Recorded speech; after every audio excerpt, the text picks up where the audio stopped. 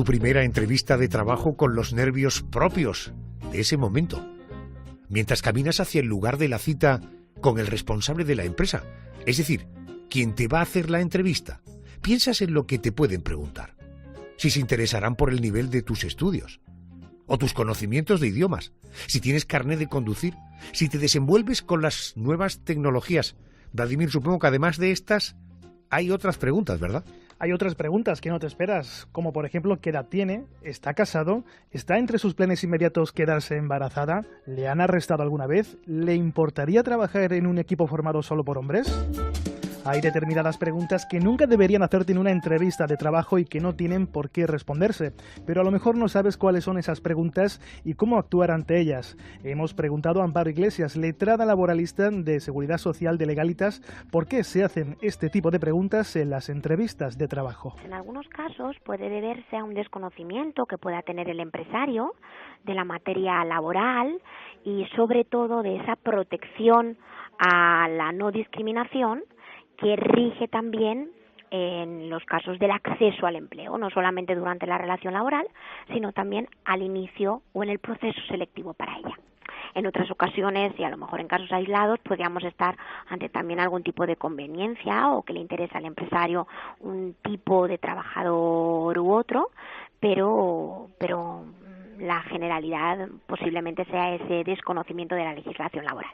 En teoría, una entrevista de trabajo debe servir para que la empresa pueda evaluar si el aspirante reúne los requisitos o cualidades que se buscan, pero en la práctica es frecuente que nos hagan preguntas que van mucho más allá. Por eso, debemos distinguir esas preguntas que pasan el límite de lo personal con las meramente relacionadas con el trabajo. Tenemos que tener en cuenta las relacionadas con el trabajo, con nuestra actitud o aptitud o nuestro currículum, la vamos a poder diferenciar o las vamos a poder detectar claramente, pero tenemos que tener en cuenta que todas aquellas preguntas que versen sobre el género, sobre la religión que profesamos, sobre nuestro estado civil, sobre nuestro origen, nacionalidad o raza, o si tenemos intención de tener una familia, de quedarnos embarazados, de tener hijos, si estamos casados, todo eso entra dentro de la parcela personal del trabajador y obviamente serían preguntas que no se le podrían realizar porque incluso rozarían o podrían suponer una discriminación prohibida tanto por la Constitución española como por el Estatuto de los Trabajadores. El listado de preguntas que se salen del contenido estricto del currículum suele ser extenso. Son preguntas relacionadas con la edad, el estado de salud, el sexo, las preferencias políticas o convicciones religiosas. Y lo mejor es saber cómo actuar ante cuestiones de este tipo. Bueno, lo primero que tenemos que actuar es con naturalidad, sabiendo que no tenemos el por qué contestar a ese tipo de preguntas y simplemente podemos comunicarle al empresario que son preguntas que entran dentro de nuestra parcela, de nuestro ámbito más personal y que, por supuesto, no estamos obligados a responder.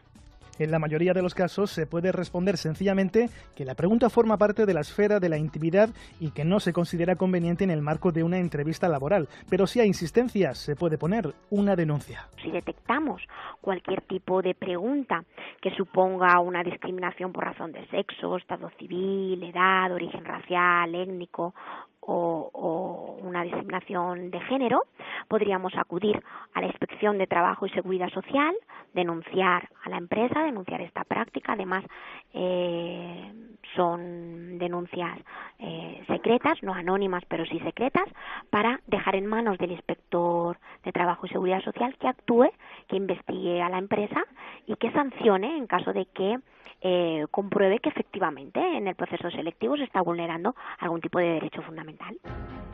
Y recuerda que ninguna pregunta puede vulnerar el principio de igualdad ante la ley, recogido en el artículo 14 de la Constitución española.